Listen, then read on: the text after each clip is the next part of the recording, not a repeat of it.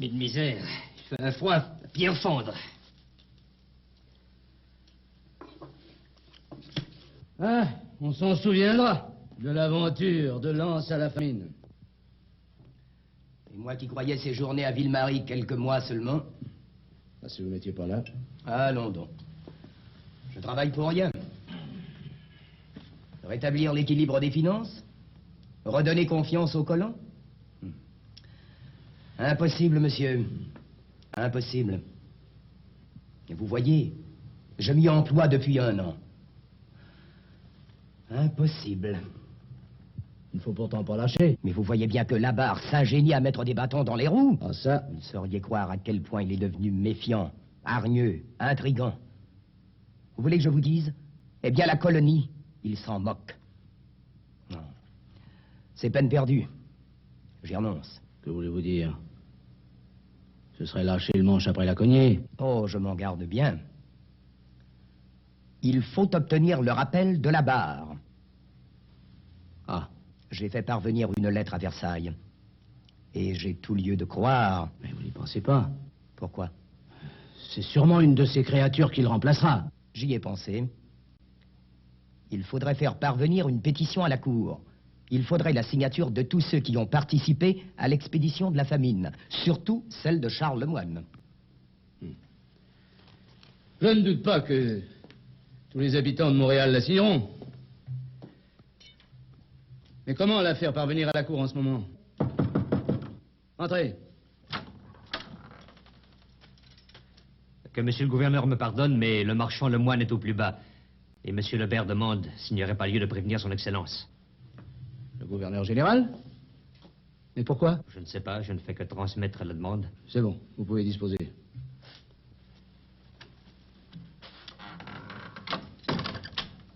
Eh bien, on peut dire que tout va de mal en pis. Item, le fief de Châteauguay et dépendance, 10 000 livres. Item, le fief au bout d'en haut de l'île de Montréal, 650 livres. Item, la maison Lemoine, rue Saint-Paul, à Montréal, 12 500 livres. Item, la pointe Saint-Charles, avec 60 arpents de terre labourable, 5 000 livres. Item, le fief de Sainte-Hélène, dans l'île, 800 livres. Item, les intérêts de la Compagnie du Nord, 4 400 livres. Item, les intérêts du Fort Frontenac, 1100 livres. Item, 1100 minots de blé expédiés en France à l'automne, 2700 livres. Item, redevance des colons de Ville-Marie, 2333 livres. Item, redevance des sauvages, 2500 livres. Item, lettre de change envoyée en France, 5409 livres. La somme totale de la brisée et estimation du présent inventaire se monte donc à 125 868 livres. Sur quoi votre succession devra la somme de 8 755 livres. Voilà, c'est tout. Désirez-vous apporter des corrections? Je suis toujours à votre disposition, je n'ai que la rue à traverser. Je ne vous dérangerai plus, notaire. Oh, faut pas parler ainsi, croyez-moi. Le printemps va vous ravigoter.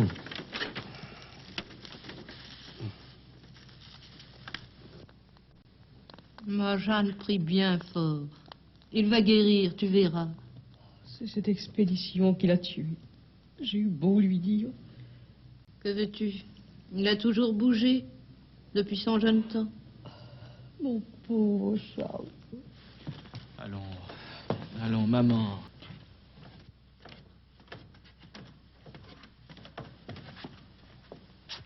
En tout cas, il est plus calme qu'hier.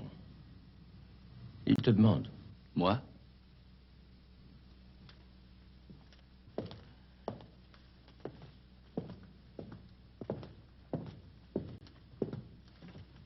Il a signé. Il sent sa fin.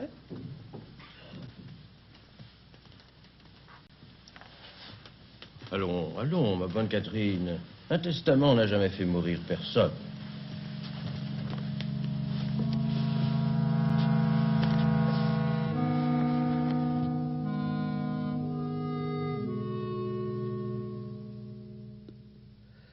C'est fini.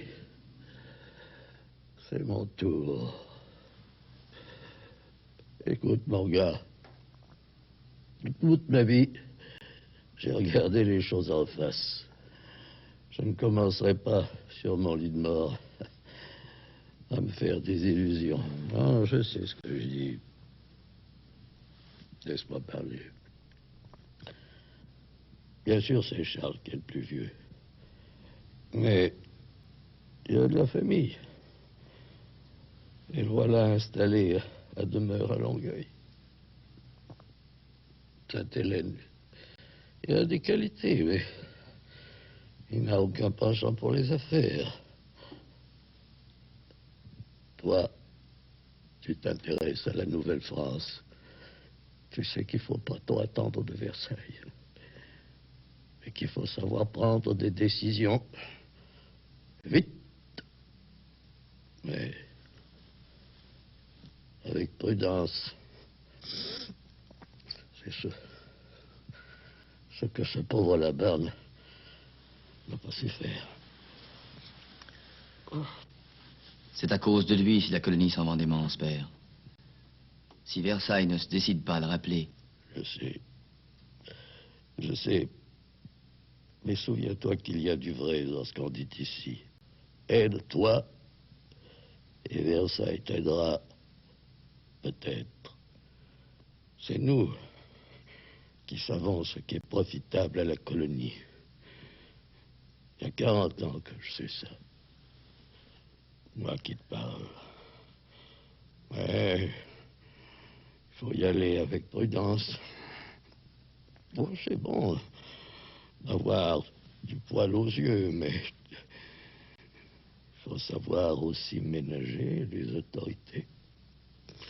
Tiens, il faut que je te dise, au sujet de Cavalier de la Salle, oui, j'ai été dur avec lui. Oh, c'est parce que je l'admirais, et peut-être aussi parce que je l'enviais un peu. Tu comprends?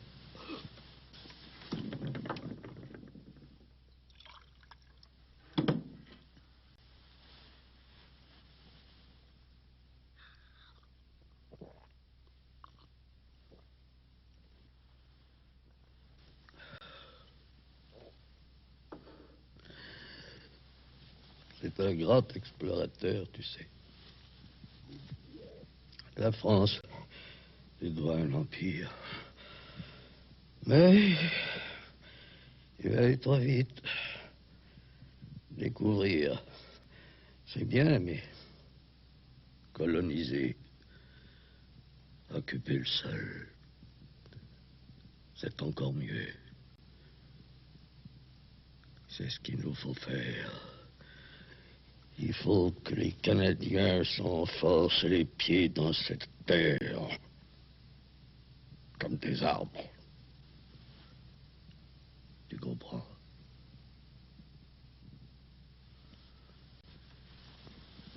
Va chercher mon épée.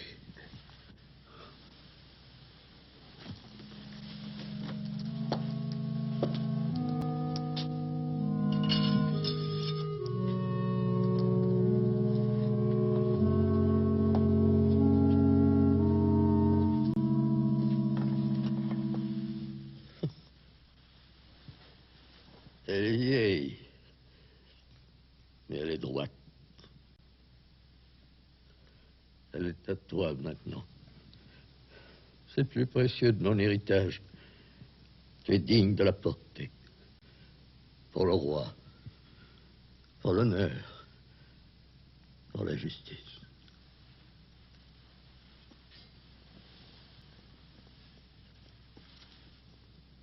Fasse le ciel que je la porte aussi noblement que vous, mon père. Je te connais. Tout ce que je te demande, c'est de veiller sur la Nouvelle-France. L'oncle Lebert veillera sur ta mère, sur les jeunes. Et père... Je sais ce que je dis. Écoute-moi, je vais te demander une dernière chose. Va chercher Charles. Tout de suite. Tout de suite.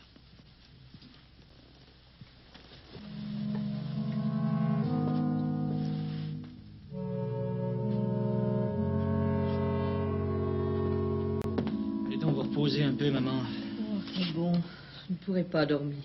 Soyez sans inquiétude, nous allons veiller. Il a raison. Allez vous reposer.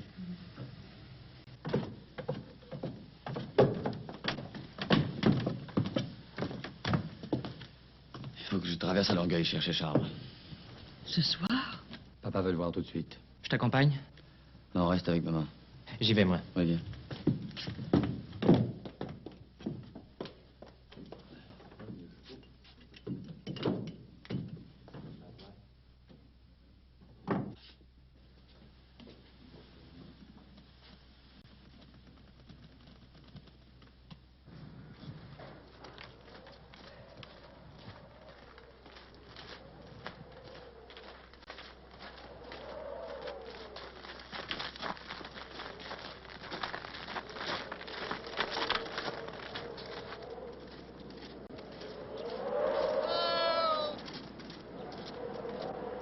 On dirait des cris.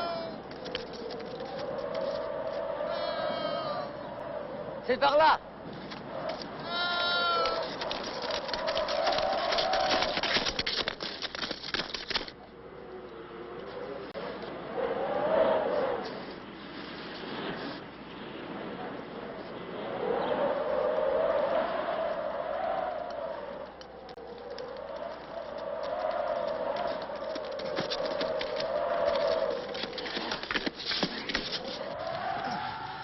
Please. I lost my friend, the Indian. My friend, please. Il s'inquiète de son compagnon. Va chercher Charles. C'est à quelques arpents. Je t'attends ici. Tiens. Prends ça, ça le réchauffera.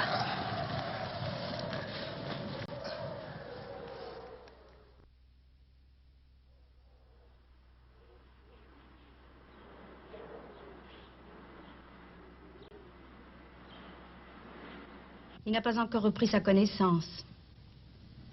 Il va mourir?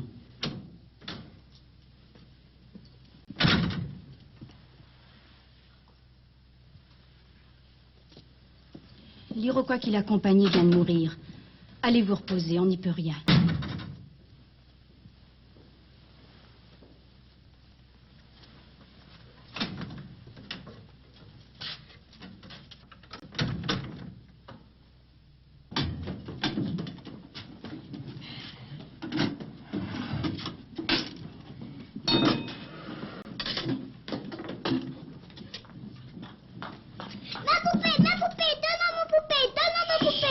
Vous savez bien que papa est malade.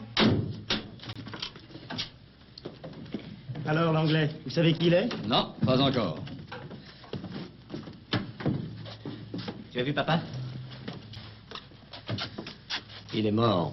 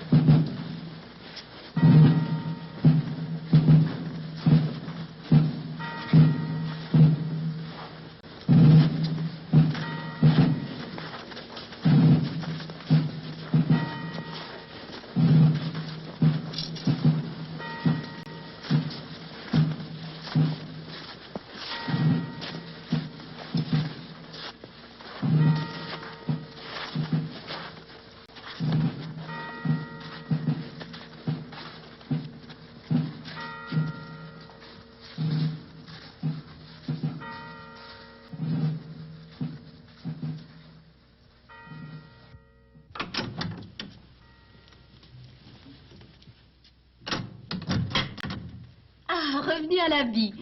Vous avez faim? Yes, beaucoup. Bon signe, bon signe. Les cloches. Beaucoup de cloches. Pourquoi? Des funérailles. Un homme très important. Oh. Mais vous n'avez toujours pas dit votre nom. Moore. Je suis pilote de navire. Et même irlandais. Et catholique.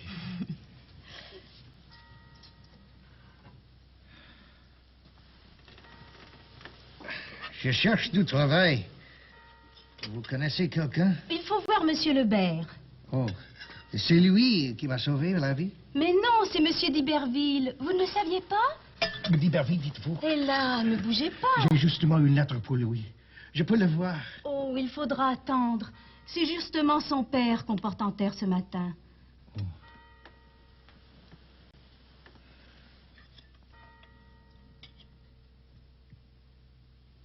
Pionnier de Ville-Marie, Charles Lemoine sauva Jeanne Mance et son hôpital d'une attaque iroquoise.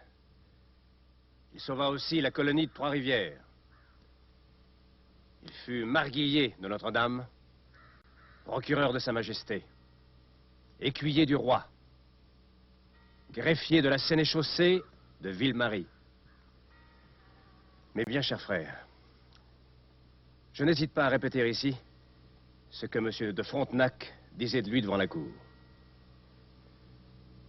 Il a témoigné beaucoup d'affection pour le service du roi, beaucoup de promptitude à exécuter ses ordres. La venue à Ville-Marie de Charles Lemoine fut avantageuse non seulement pour le secours qu'on a tiré de sa langue comme interprète, mais pour les bonnes actions qu'il a faites contre les ennemis, auxquels il a plusieurs fois montré son courage. Il a bien mérité tous ces titres de noblesse.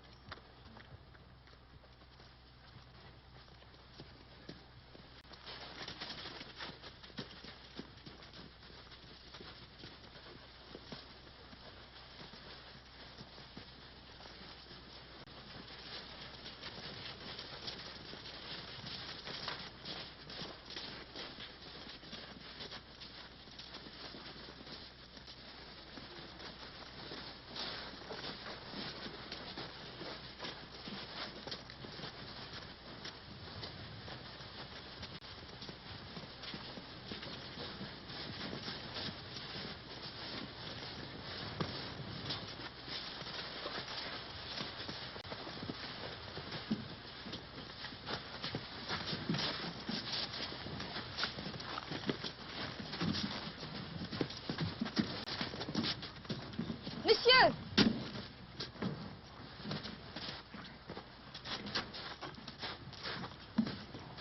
Il y a cet Anglais qui veut vous voir.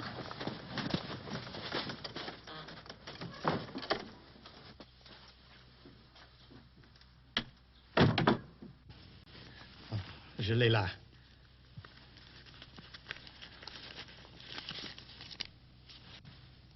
Tenez, c'est bien votre nom?